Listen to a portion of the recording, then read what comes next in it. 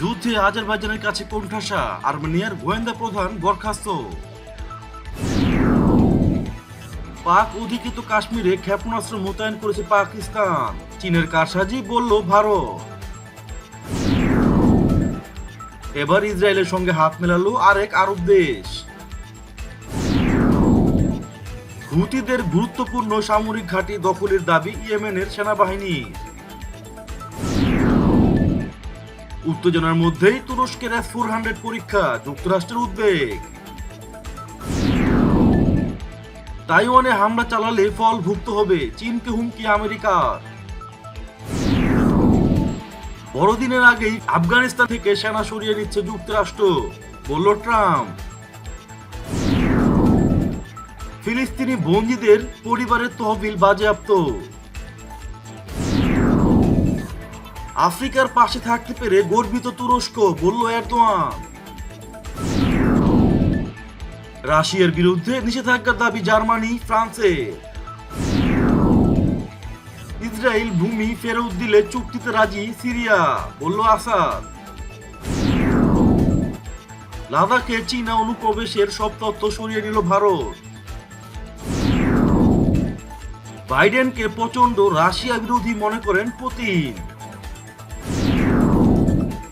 সংঘাত বন্ধে একসঙ্গে কাজ করবে তুরস্ক, ইইউ। মার্কিন F-35 যুদ্ধ বিমান কিনতে যাচ্ছে কাতার। বাইডেনের সাথে দ্বিতীয় বিতর্কে অংশ নেবেন না ট্রাম্প। এবং সবচেয়ে থাকছে, বাংলাদেশের কাছে ৭৬টি পণ্যের শুল্কমুক্ত প্রবেশাধিকার চায় নেপাল। যুদ্ধে আজারবাইজানের সেনাবাহিনীর হাতে ভয়াবহভাবে কোণঠাসা হওয়ার প্রেক্ষাপটে বৃহস্পতিবার আর্মেনিয়ার গোয়েন্দা প্রধান আর্গিস্তি কিয়ারামিনকে তার দায়িত্ব থেকে অব্যাহতি দেওয়া হয়েছে। আর্মেনিয়ার প্রেসিডেন্ট আরমেন সার্কিসিয়ান তার ক্ষমতা বলে একটি ডিক্রির মাধ্যমে কিয়ারামিয়ানকে তার পদ থেকে অব্যাহতি দেন। আর্মেনিয়ার প্রধানমন্ত্রী নিকোল পাশিনিয়ানের পরামর্শ অনুযায়ী কিয়ারামিয়ানকে তার পদ হতে অব্যাহতি দেওয়া হয়। ওই ডিক্রিতে তাকে ছাঁটাই করার কোনো কারণ জানানো হয়নি। কিয়ারামিয়ানকে এমন এক সময় পদচ্যুত করা হলো যখন আর্মেনিয়ার সেনাবাহিনী আজারবাইজানের সাথে যুদ্ধে মারাত্মকভাবে বিপর্যস্ত।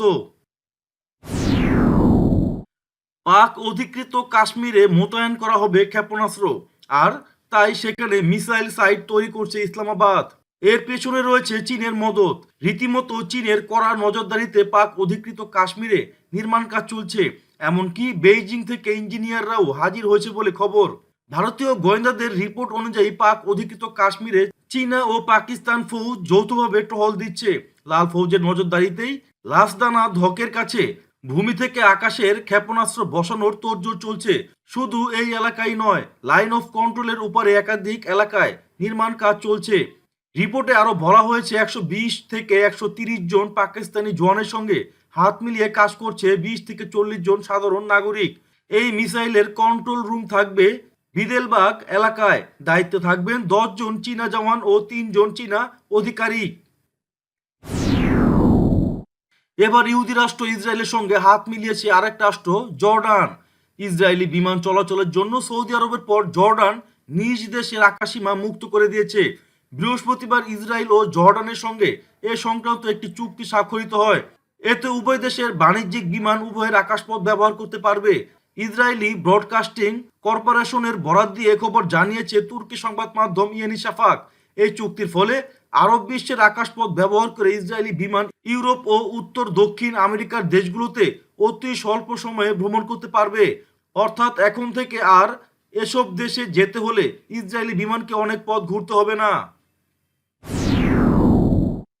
সৌদি সমর্থিত ইয়েমেনের সেনাবাহিনী এবং মিত্র আদিবাসীরা দেশটির উত্তরাঞ্চলীয় ফৌজ প্রদেশের কৌশলগত আল খানজার সামরিক ঘাঁটি এবং আশেপাশের অঞ্চলগুলোতে বড় ধরনের সামরিক অভিযান পরিচালনা করেছে। সেনাবাহিনী জানিয়েছে, সৌদি নেতৃত্বাধীন আরব জোটের যুদ্ধ বিমান দ্বারা সমর্থিত ওই অভিযানে ইরান সমর্থিত হুতি মিলিশিয়াদের হটিয়ে দেওয়া হয়েছে। এটা উত্তর ইয়েমেনের বেশিরভাগ অংশের নিয়ন্ত্রণের ক্ষেত্রে হুতিদের জন্য একটি বড় আঘাত। আগামী সপ্তাহে রাশিয়া থেকে কেনা S-400 ক্ষেপণাস্ত্র প্রতিরক্ষা ব্যবস্থা পরীক্ষা করতে যাচ্ছে তুরস্ক। দেশটির উত্তরের সিনোপ প্রদেশে কৃষ্ণ সাগরের উপকূলে এটি পর্যবেক্ষণের জন্য পরীক্ষা করবে তুর্কি সামরিক বাহিনী। সংশ্লিষ্ট সূত্রের বরাত দিয়ে মার্কিন গণমাধ্যম ব্লুমবার্গ জানায়, এই পরীক্ষায় অন্য কিছু জড়িত না থাকলেও বিষয়টি যুক্তরাষ্ট্রকে ক্ষুব্ধ করে তুলেছে, যা গভীর উদ্বেগজনক। রাশিয়ার তৈরি ক্ষেপণাস্ত্র প্রতিরক্ষা ব্যবস্থা তুরস্কের ক্রয় করা নিয়ে গত 2 বছর ধরে ওয়াশিংটনের সঙ্গে আঙ্কারার সম্পর্ক ভালো যাচ্ছে না। এমনকি এই প্রতিরক্ষা ব্যবস্থা মস্কোতে ফিরিয়ে দেওয়ার জন্য আঙ্কারার প্রতি আহ্বান জানিয়েছে ট্রাম্প প্রশাসন।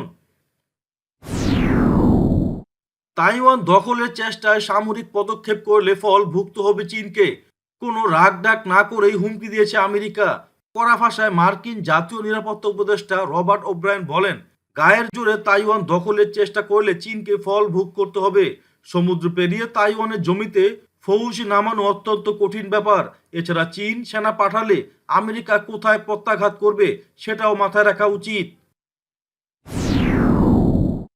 আফগানিস্তানে দীর্ঘ 19 বছরের যুদ্ধের ইতি টানার প্রক্রিয়া আরও দ্রুততর করতে বড়দিনের আগে দেশটি থেকে সব মার্কিন সেনাকে সরিয়ে আনতে চান যুক্তরাষ্ট্রের প্রেসিডেন্ট ডোনাল্ড ট্রাম্প। এ বিষয়ে এক টুইটার বার্তায় ট্রাম্প লিখেছেন, বড়দিনের মধ্যে আফগানিস্তানের স্বল্প সংখ্যায় অবশিষ্ট আমাদের বীর পুরুষ ও নারী সেনাদের ফিরিয়ে আনা উচিত আমাদের।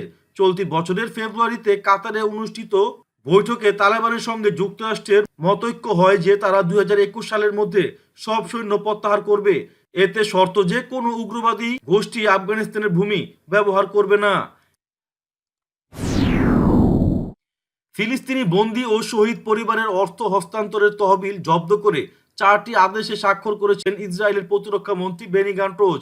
জেরুজালেম পোস্টের এক প্রতিবেদনে বলা হয়েছে, ইসরায়েলের কারাগারে বন্দী থাকা ফিলিস্তিনিদের কাছে হামাস ও ফিলিস্তিন কর্তৃপক্ষ যে অর্থ হস্তান্তর করে আসছে সেগুলোই জব্দ করা হয়েছে। হামলার সময় যে সব ফিলিস্তিনি নিহত হয়েছিল তাদের পরিবারের সদস্যদের জন্য গঠিত তহবিলকে লক্ষ্য করেই এই আদেশ। আফ্রিকার দেশগুলোতে মহামারী করোনা ভাইরাসের বিরুদ্ধে লড়াইয়ে অবদান রাখতে পেরে তুরস্ক গর্বিত বলে জানিয়েছেন দেশটির প্রেসিডেন্ট রিসেপ তাইয়েপ এরদোয়ান। বৃহস্পতিবার তুরস্ক আফ্রিকা বিজনেস ফোরামের এক ভার্চুয়াল সভায় তিনি একথা জানান। তুরস্কের বিদেশি অর্থনৈতিক সম্পর্ক বোর্ড আয়োজিত এই প্রোগ্রামে তুর্কি প্রেসিডেন্ট বলেন, মহামারীর বিরুদ্ধে লড়াইয়ে আফ্রিকার মানুষজন যখন তাদের আশা ছেড়ে দিয়েছে, তখন পশ্চিমা উন্নত দেশগুলো নিজেদের মধ্যে মাস যুদ্ধে লিপ্ত। তিনি জোর দিয়ে বলেন, তুরস্ক আফ্রিকার মধ্যকার স্বাস্থ্য অংশীদার প্ল্যাটফর্ম উভয় পক্ষের মধ্যে ব্যাপক এবং স্থায়ী সহযোগিতা আরও সহজ করতে পারে। আফ্রিকার সঙ্গে তুরস্কের সম্পর্ক আন্তরিকতা, ভ্রাতৃত্ব এবং সংহতির জানিয়ে প্রেসিডেন্ট এরদোয়ান বলেন, আঙ্কারা কখনোই আফ্রিকা মহাদেশের প্রতি স্বল্পমেয়াদী আগ্রহ দেখায়নি, সম্পর্কটা দীর্ঘকালের। রাশিয়ার বিরুদ্ধে নিষেধাজ্ঞার জোরালো দাবি তুলেছেন জার্মানি ও ফ্রান্স। বুধবার এই দুই দেশ একটি যৌথ বিবৃতি দিয়ে জানিয়েছে, রাশিয়ার বিরোধী নেতা আলেক্স নাভালনিকে বিষ দেওয়ার পেছনে সে দেশের সরকারের হাত আছে। যে ব্যক্তি ও সংস্থা এই বিষ প্রয়োগের পেছনে তাদের বিরুদ্ধে নিষেধাজ্ঞা জারি করা হোক। রাশিয়া অবশ্য জানিয়েছে সরকার কোনোভাবে এই বিষ কাণ্ডের সঙ্গে জড়িত নয়, কিন্তু ফ্রান্স ও জার্মানির মতে সরকার জড়িত ছিল, না হলে বিষ কাণ্ডের কোনো যুক্তিগ্রাহ্য ব্যাখ্যা পাওয়া যাচ্ছে না। ইসরায়েলের সঙ্গে সম্পর্ক স্বাভাবিককরণের বিরোধী নন জানিয়ে সিরিয়ার প্রেসিডেন্ট বাশার আল আসাদ বলেন, কিছু শর্ত পূরণ হলেই তাদের সঙ্গে সম্পর্ক স্বাভাবিক করা সম্ভব। সংযুক্ত আরব আমিরাত ও বাহরাইন যখন ইসরায়েলের সঙ্গে সম্পর্ক স্বাভাবিককরণ চুক্তি করেছে এবং আরও কিছু দেশ এই চুক্তি করবে বলে বলা হচ্ছে, তখন এ ধরনের কথা বললেন আসাদ। লাদাখে প্রকৃত নিয়ন্ত্রণ রেখা পেরিয়ে চীনা বাহিনীর অনুপ্রবেশের নথি ফের ওয়েবসাইট থেকে সরিয়ে নিয়েছে ভারতীয় প্রতিরক্ষা মন্ত্রণালয়। কিছুদিন আগেই লাদাখের সাম্প্রতিক পরিস্থিতি নিয়ে একটি রিপোর্ট প্রতিরক্ষা মন্ত্রণালয়ের ওয়েবসাইট থেকে তুলে নেওয়া হয়েছিল, যা নিয়ে তীব্র বিতর্ক হয়েছিল। এবার 2017 সাল থেকে চলতি বছরের জুন মাস পর্যন্ত প্রকাশিত সব মাসিক প্রতিবেদনও সরিয়ে নেওয়া হয়েছে। যুক্তরাষ্ট্রের নির্বাচনে ডেমোক্রেটিক প্রার্থী জো বাইডেন কঠোর রাশিয়া বিরোধী বলে মন্তব্য করেছেন রাশিয়ার প্রেসিডেন্ট ভ্লাদিমির পুতিন। মার্কিন প্রেসিডেন্ট নির্বাচনী দৌড়কে সামনে রেখে এটি পুতিনের প্রথম কোনো মন্তব্য। অস্ত্র নিয়ন্ত্রণ নিয়ে বাইডেনের সঙ্গে উৎসাহব্যঞ্জক জানিয়ে যুক্তরাষ্ট্রের যে কোনো ভবিষ্যৎ প্রেসিডেন্টের সঙ্গেই রাশিয়া কাজ করতে প্রস্তুত বলেও পুতিন মন্তব্য করেছেন। মার্কিন নির্বাচনের কয়েক সপ্তাহ আগে রাষ্ট্রীয় টেলিভিশনে এক বক্তৃতায় পুতিন এসব কথা বলেন। ইউরোপীয় ইউনিয়ন তুরস্কের সঙ্গে দ্বন্দ্ব নিরসনে এবং আর্মেনিয়া ও আজারবাইজানের মধ্যকার চলমান সংঘাত বন্ধে সহায়তা করার জন্য আঙ্কারার সঙ্গে কাজ করবে। তথ্যটি জানিয়েছে ইইউ পররাষ্ট্র নীতি বিষয়ক প্রধান জোসেফ বোরেল। তিনি বলেন, ইউরোপীয় ইউনিয়নের সংসদ সদস্যদের দাবিতে সাড়া দিয়ে ইইউ উচ্চতর কারাবাখ বিরোধে জড়িত থাকার অভিযোগে তুরস্কের বিরুদ্ধে আইন করবে। পাশাপাশি আন্তর্জাতিক মানবাধিকার আইনের ভিত্তিতে বেসামরিক লোকদের রক্ষার বাধ্যবাধকতা দুই পক্ষকে স্মরণ করিয়ে দেওয়া হবে এবং এ নিয়ে তুরস্কের সঙ্গেও কাজ করে যাচ্ছি। যুক্তরাষ্ট্রের কাছ থেকে F-35 যুদ্ধবিমান ক্রয়ে একটি আনুষ্ঠানিক আবেদন জমা দিয়েছে কাতার। এ চুক্তির সঙ্গে সম্পর্কিত ৩ ব্যক্তির বরাতে বার্তা সংস্থা রয়টার্স এমন খবর দিয়েছে। তবে এই চুক্তি কার্যকর করা হলে সৌদি আরব ও ইসরায়েলের সঙ্গে যুক্তরাষ্ট্রের সম্পর্কে টানাপোড়েন দেখা দিতে পারে। গত কয়েক সপ্তাহের মধ্যে লকহিড মার্টিন কোম্পানির জেট কিনতে পারস্য উপসাগরীয় দেশটি আবেদন করেছে বলে জানা গেছে। ক্ষমতাসীন মার্কিন প্রেসিডেন্ট ডোনাল্ড ট্রাম্প ও ডেমোক্র্যাট দলীয় প্রেসিডেন্ট প্রার্থী জো বাইডেনের মধ্যে দ্বিতীয় বিতর্কটি ভার্চুয়ালি অনুষ্ঠিত হবে বলে ঘোষণা দিয়েছিল আয়োজক কর্তৃপক্ষ the commission of presidential debates. তবে এই বিতর্কে অংশগ্রহণ করবে না বলে বৃহস্পতিবার জানিয়ে দিয়েছে ট্রাম্প। ট্রাম্প বলেন, করোনা ভাইরাস ছড়িয়ে যাওয়ার বিরুদ্ধে সতর্কতা হিসেবে যদি এই বিতর্ক ভার্চুয়ালি আয়োজিত হয় তবে তিনি সেই বিতর্কে অংশ নেবেন না। দ্বিপাক্ষিক বাণিজ্যিক সম্পর্ক আরও জোরদার করার উদ্দেশ্যে বাংলাদেশে ৭৬টি পণ্যের শুল্কমুক্ত প্রবেশাধিকার চায় নেপাল। বিশেষ করে চা, কফি, বড় এলাচ, ফলমূল, একাশিয়া গাছের কাঠ, পশমিনা সহ বেশ কিছু রপ্তানিযোগ্য পণ্য এ তালিকায় অন্তর্ভুক্ত করার প্রস্তাব দিয়েছে তারা। পাশাপাশি বাংলাদেশও ৪২টি পণ্যের এইরকম সুবিধা চায় বলে জানিয়েছে কাঠমান্ডু। সেখানে বলা হয়, মঙ্গলবার থেকে ভার্চুয়ালি শুরু হওয়া দক্ষিণ এশিয়ার দেশ দুটির জয়েন্ট সেক্রেটারি পর্যায়ের বাণিজ্যিক আলোচনায় এসব প্রস্তাব রাখা হয়েছে। বৈঠকের প্রথম দিন অগ্রাধিকার বাণিজ্যিক চুক্তির খসড়া ও প্রযুক্তিগত দিক নিয়ে আলোচনা করা হয়েছে এবং বৃহস্পতিবার এগুলো চুক্তিতে উপনীত হওয়া ও স্বাক্ষর হওয়ার কথা রয়েছে।